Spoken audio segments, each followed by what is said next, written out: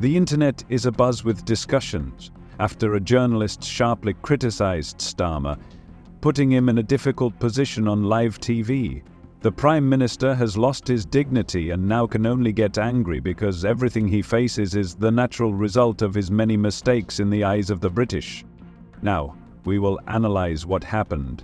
But actually, what I'd like to put to you is that why should anybody believe you? You started with some pledges in 2019, if I can just finish, which you've dropped. You economic justice, including increasing income tax for the top 5% earners. That's gone. Social justice, including abolishing tuition fees, abolishing universal credit. You've dropped that. Defending migrants' rights, including defending free movement as we leave the EU and a compassionate immigration system. It seems that the journalists foresaw that the public would be outraged, even before the Starmer had a chance to get confused about his own political statements. And this is quite justified, given that he deceived people by instilling false hopes in them in order to get the post of Prime Minister. As soon as he took the chair in Downing Street, he immediately refused to fulfill all his promises. This sense of betrayal provoked the anger of journalists, who began to ruthlessly ask Starmer sharp questions, leaving him no chance to avoid criticism.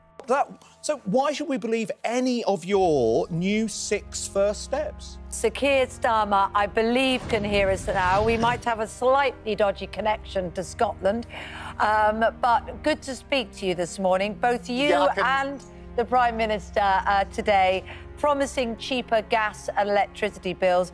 You're, of course, where you are because you're setting up Great British Energy, which is going to be based in Scotland, as I understand it, publicly owned company to tackle it. So, you want to bring down household bills and offer energy security. How much cheaper will our bills be under a Labour government? 5%, 10%? What will it... Take a look at this. Starmer is desperately trying to mask his embarrassment by resorting to pathetic false statements. But journalist Adil Ray didn't give him a chance. He instantly exposed all Starmer's attempts to hide the truth. Now he can barely contain his emotions, and his calmness is bursting at the seams. Are you being straight and honest and understand it? I'm sure you costed it. This is being paid for out of the windfall tax, isn't it? We know that you had a promise about investing 28 billion. That you had to change and roll back on. Now I believe about 6 billion. A lot of people, particularly in the papers today, and a lot of Conservative briefings are saying it's going to be way, way more than that before we see any kind of impact. So are you being honest about the cost of going green, not just financially to us in tax, but also in terms of job losses? Because you're there in Scotland. Could you rule out job losses there if we move from the industry?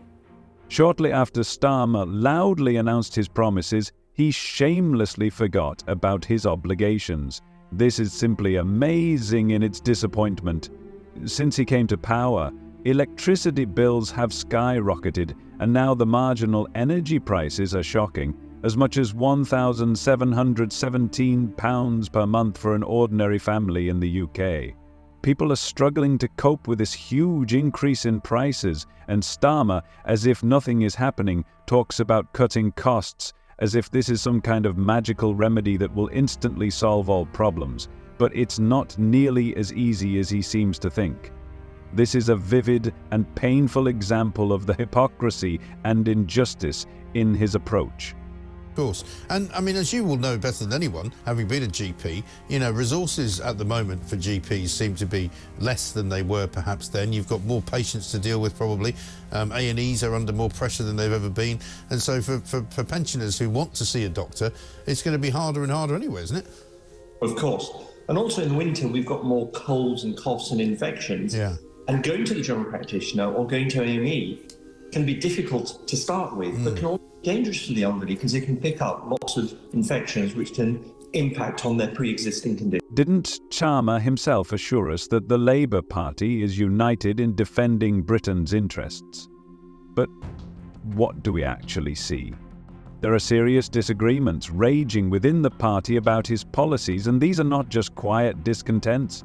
This is a real storm. Many members of Parliament are openly outraged by his decision to cut winter fuel costs. Starmer is going to act on his own, ignoring the anger and protests within his own party. Can we still consider the Labour Party a united force? Or is this just another big ploy, like all his previous actions that he put on public display just to hide his true nature? Adil Rain mercilessly smashed Starmer to smithereens, and he had no choice but to face the bitter truth that he had tried so hard to hide throughout the interview. This interview was a real test for him, from which it was impossible to hide. He was trapped in questions that left him completely confused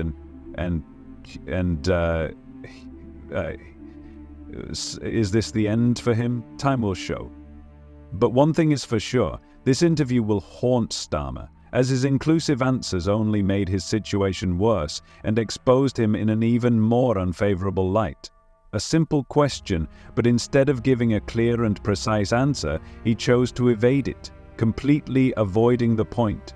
The question was elementary, but he could not provide an adequate answer. His words sounded like an empty sound, highlighting the deep contradictions in his own positions.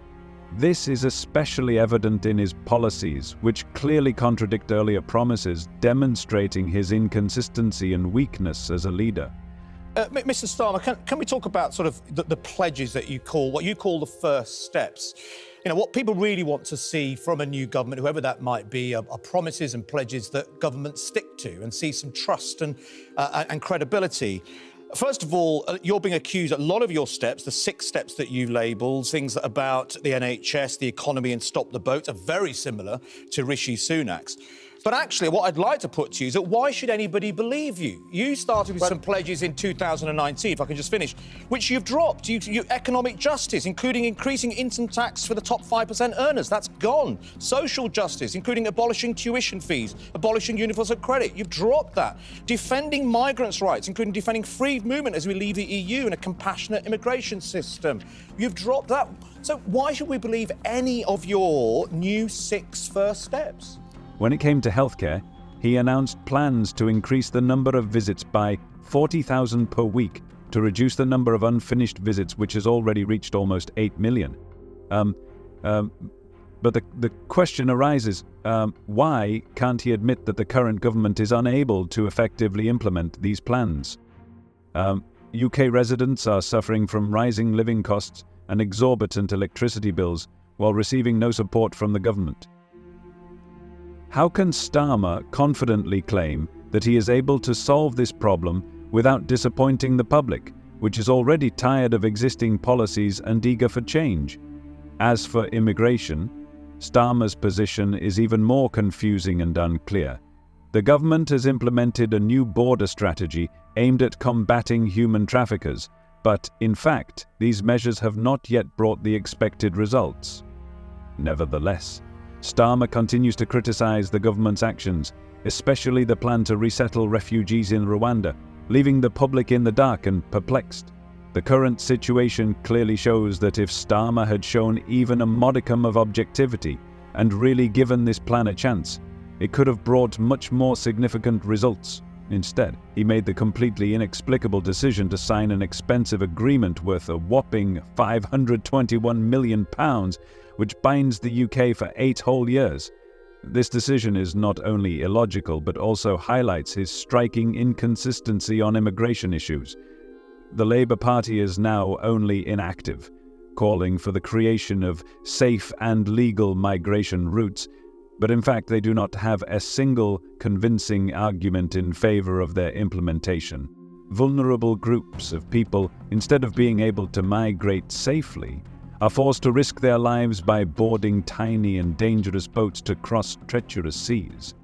Many international organizations and refugee agencies are sounding the alarm, emphasizing that the safe routes that Starmer talks about do not really exist, especially for those fleeing the horrors of war in countries such as Afghanistan or Syria. What do you think about the issues discussed in today's video? It's important for me to hear your opinion. See you soon.